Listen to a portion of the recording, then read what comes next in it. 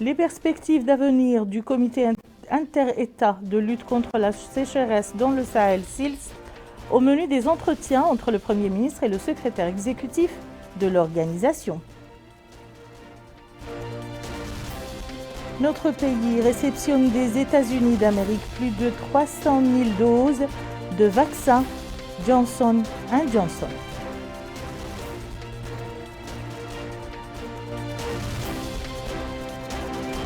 Le ministre de l'Hydraulique et de l'Assainissement inaugure dans la Muqata'a de Fdairik un barrage d'une capacité de stockage de plus de 360 000 mètres cubes. C'était les titres de cette édition, Madame, Monsieur, bonsoir. Comme annoncé dans ces titres, le Premier ministre Mohamed Ould Bilal a reçu aujourd'hui le secrétaire exécutif du comité inter-État de lutte contre la sécheresse dans le Sahel SILS, Abdoulaye Mohamedou.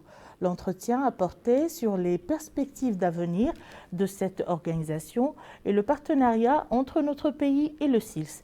C'est ce qu'a déclaré le secrétaire exécutif à sa sortie d'audience. La réforme en cours au niveau du SILS qui a été décidée par la dernière conférence des chefs d'État et de gouvernement des États membres du SILS. Nous avons également parlé du partenariat entre le SILS et la Mauritanie. Je voudrais dire ici que la Mauritanie est un pays fondateur du SILS, très important, qui a toujours soutenu le SILS. C'est aussi un pays où les actions engagées par le SILS, notamment les projets régionaux, ont eu des résultats extrêmement importants grâce au soutien des plus hautes autorités de la Mauritanie. Nous avons également discuté des perspectives. Le Premier ministre nous a rassuré du soutien du président de la République pour les programmes en cours. Nous avons également discuté du renforcement des capacités des comités nationaux du SILS. La dernière conférence des chefs d'État a décidé du renforcement des capacités, notamment en termes de missions, mais également des moyens financiers et matériels.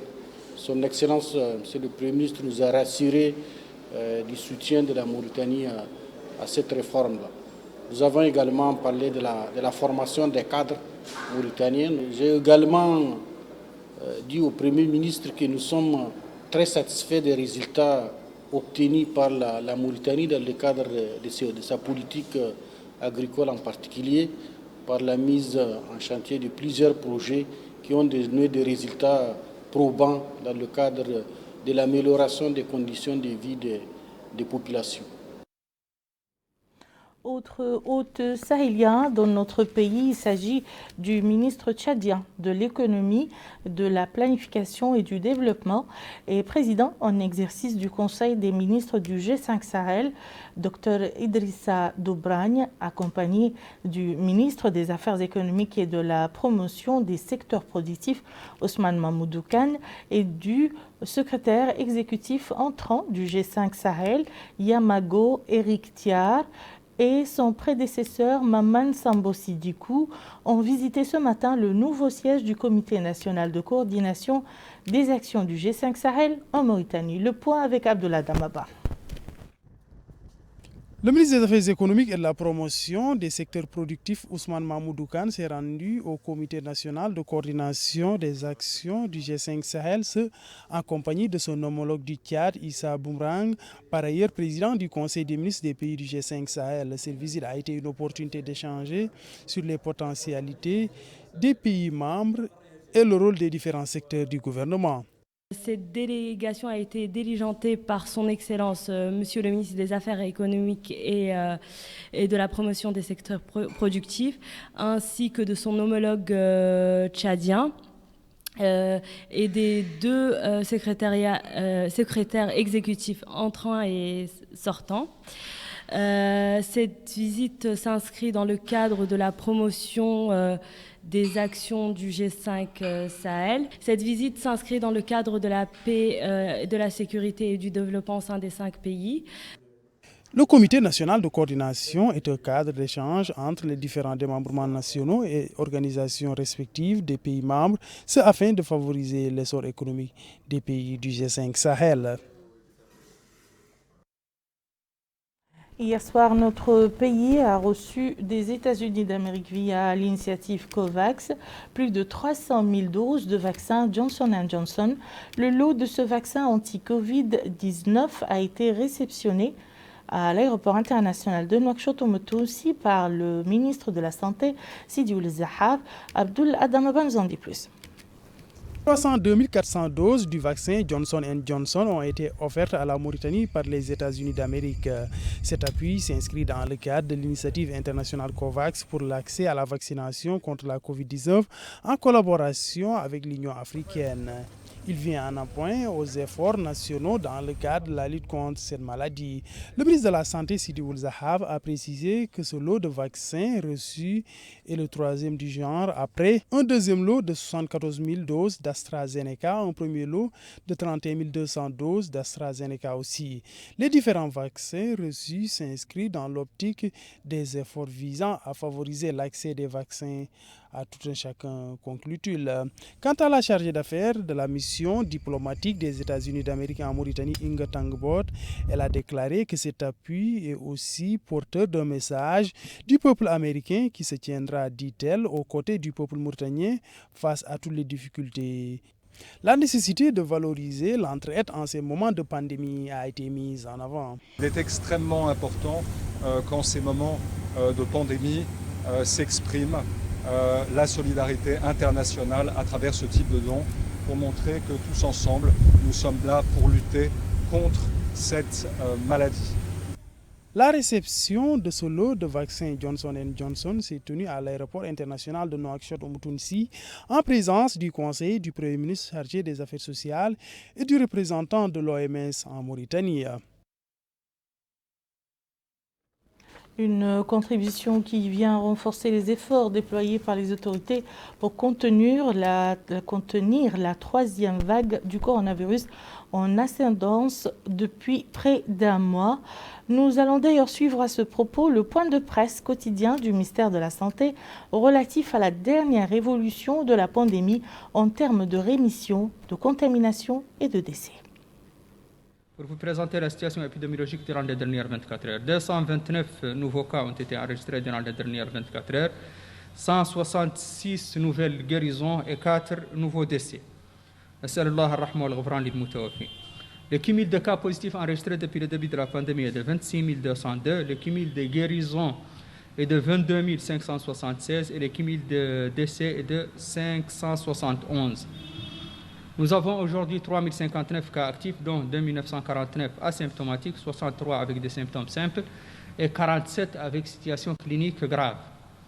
La répartition de nouveaux cas enregistrés par Mukata. À Mourish 4, un nouveau cas à Djigani, 2 à Lioun, 1 à Boumdey, 3 à Gerou, 1 à Kifa, 5 à Kaedi.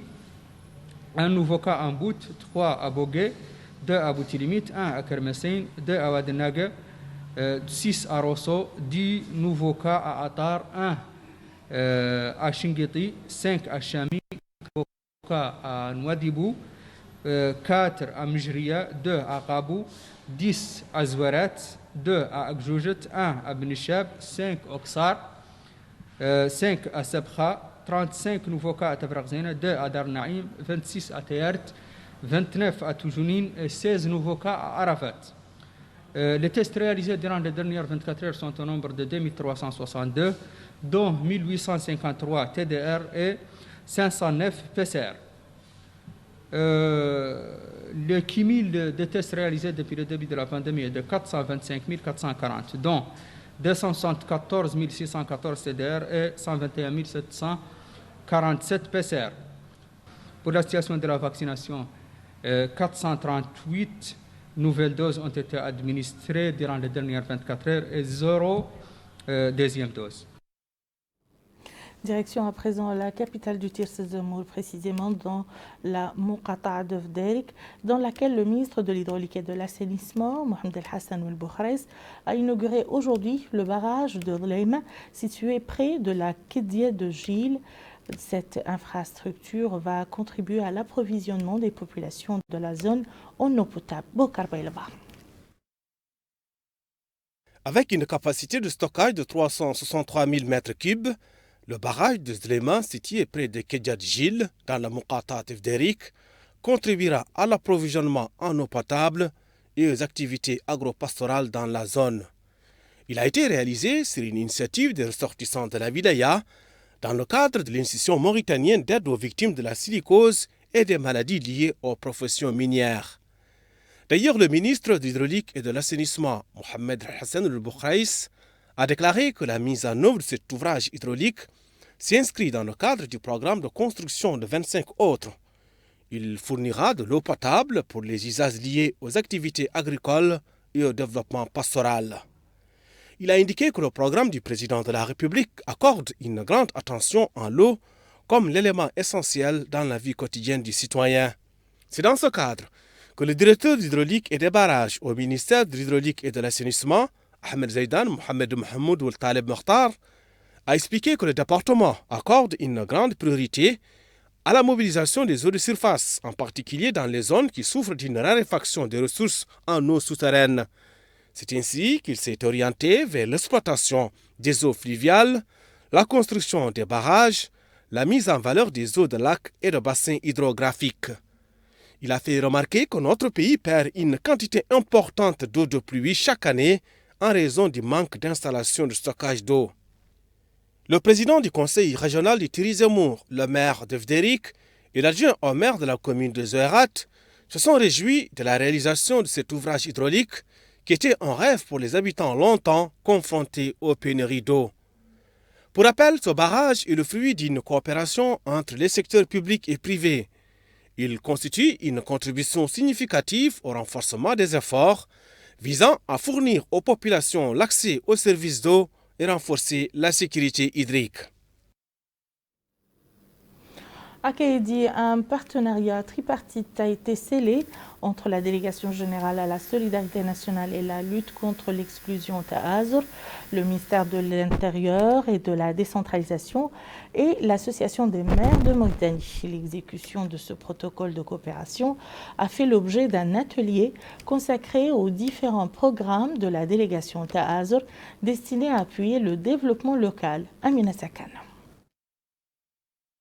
La promotion du développement local, l'amélioration des conditions de vie des populations ainsi que le renforcement des infrastructures de base, tels sont les principaux axes du protocole de coopération et de partenariat lancé aujourd'hui à Kaidi, capitale de la wilaya du Gorgol. Supervisant la cérémonie, Mohamed Mahmoud Ould Bouasria, délégué général de Ta'azur, a tout d'abord mis l'accent sur l'importance du respect des mesures barrières et de la conjugaison des efforts de tous pour lutter plus efficacement contre la progression de la pandémie de la COVID-19. Évoquant le protocole, il a indiqué que sa mise en œuvre permettra de situer les priorités dans chaque wilaya dans le but de faciliter les interventions de la délégation qui sont de nature à alléger et améliorer le quotidien des populations. Lui succédant, le wali de la wilaya du Gorgol, Ahmed Naoul Sidoubos, s'est réjoui du lancement de ce protocole au niveau de la wilaya du Gorgol, indiquant que la mise en œuvre du protocole de partenariat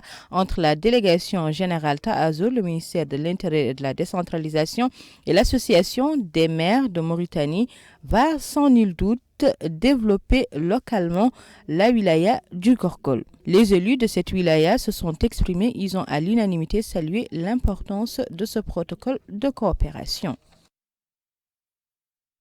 Nous allons à présent suivre les hauteurs de pluie enregistrées ces dernières heures dans plusieurs localités du pays.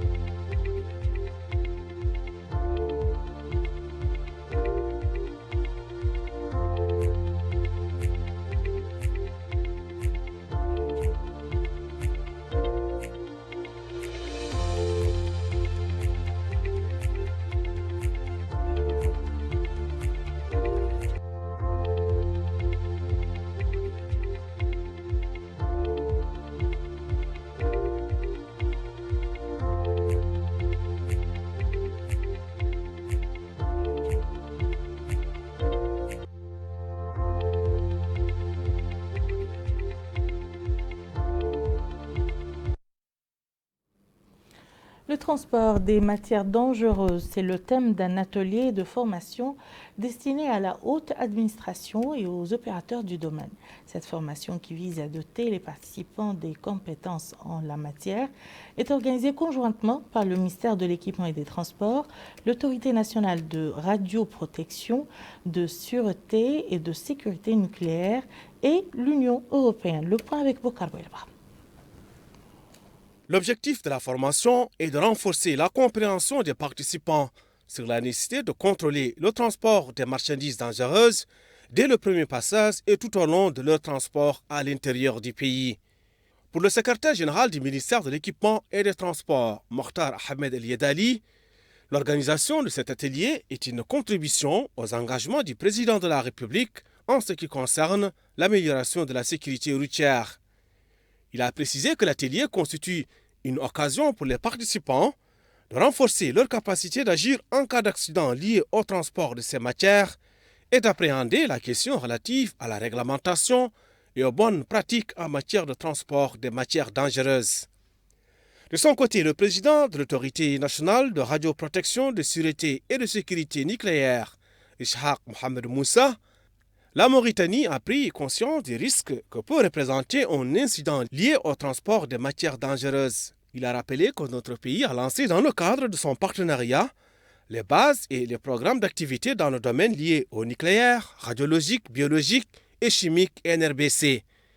Il a souligné que cette formation sera particulièrement dispensée par des formateurs nationaux ayant acquis les compétences nécessaires. El Qassem Ould Sidi Mohamed est le point focal du centre d'excellence des NRBC, a indiqué que les matières dangereuses constituent de nos jours une problématique importante à travers le monde, notamment pour les pays en développement, remerciant les partenaires pour la réduction des menaces nucléaires, radiologiques, biologiques et chimiques. Transporter des matières dangereuses est risqué.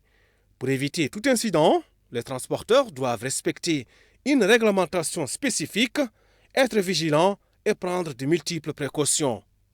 C'est une formation destinée aux décideurs de haut niveau du département et des forces de l'ordre sur 2 jours. Et il s'en suivra une autre formation pour le personnel opérationnel. Donc c'est une formation très importante qui permettra effectivement de réfléchir à une réglementation adaptée, mais également de renforcer les capacités par rapport à la manipulation des matières dangereuses. Donc le département est fortement engagé avec ses partenaires pour qu'effectivement notre pays soit suffisamment outillé pour faire face aux dangers que constituent les matières dangereuses. Le transport des matières dangereuses ne concerne pas que les produits hautement toxiques, explosifs ou polluants. Il concerne également tous les produits dont nous avons régulièrement besoin, comme les carburants, le gaz, les engrais, et qui, en cas d'événement, peuvent présenter des risques pour les populations ou l'environnement. Nous allons à présent parler de la sensibilisation contre le coronavirus qui se poursuit sans relâche partout dans le pays. Ce soir, nous vous faisons vivre les échos de cette mobilisation contre la pandémie du coronavirus dans les villes d'Ayoun et de Tijikja. Mohamed Oulkhata. Avec l'avènement de la 3e vague de la Covid-19, le centre hospitalier de Tijikja a pris de nouvelles mesures en prévision des nouveaux cas de contamination éventuels qui lui seraient orientés. Selon le directeur du centre hospitalier, M. Mustafa Ibrahim, le centre dispose de suffisamment de lits, tout comme l'unité Covid est dotée de 4 appareils respiratoires, de nombre de bouteilles d'oxygène, de même qu'il dispose d'une unité de production d'oxygène qui, dira-t-il, nous l'espérons, sera rapidement relayée à tous les services sanitaires pour nous passer des bonbons d'oxygène.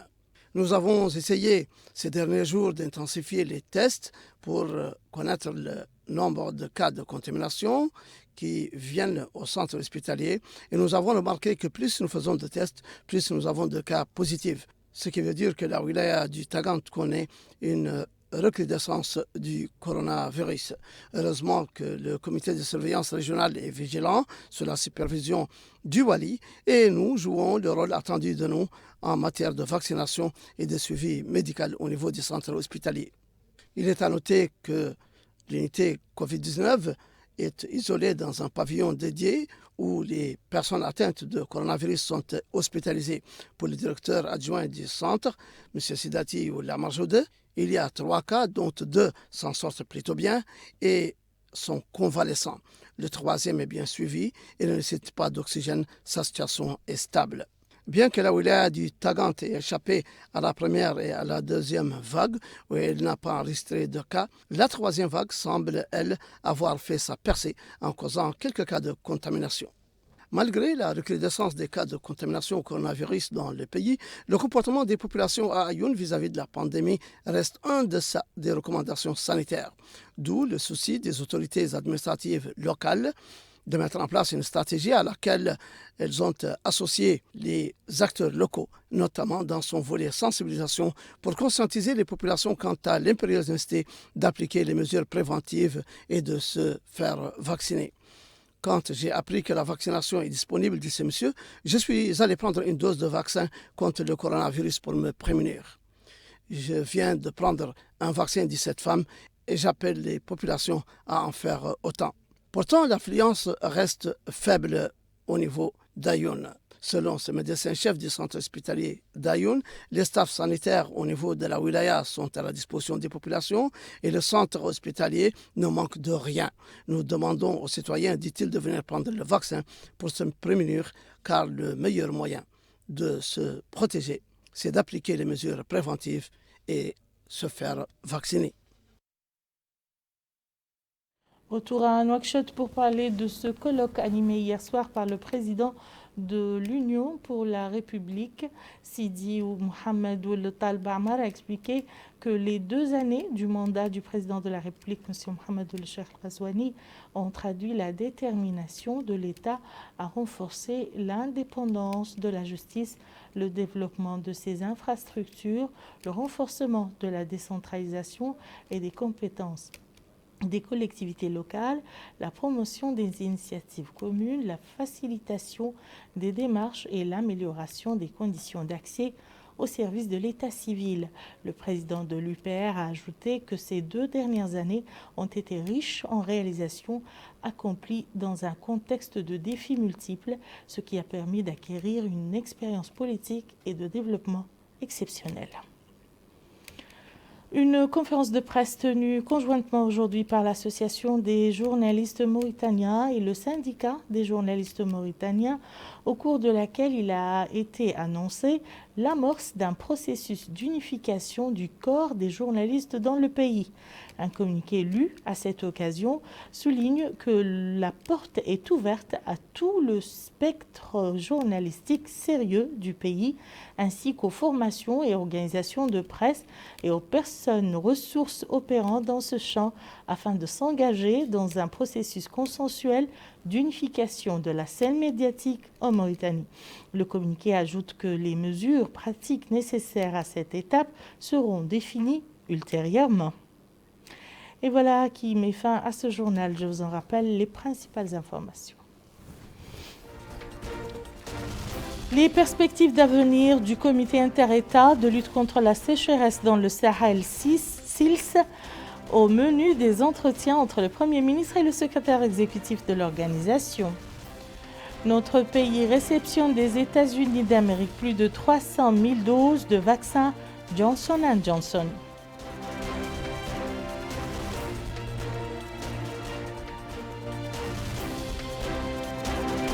Le ministre de l'Hydraulique et de l'Assainissement inaugure dans la Muqata'a de Fdeirik un barrage d'une capacité de stockage de plus de 360 000 mètres cubes.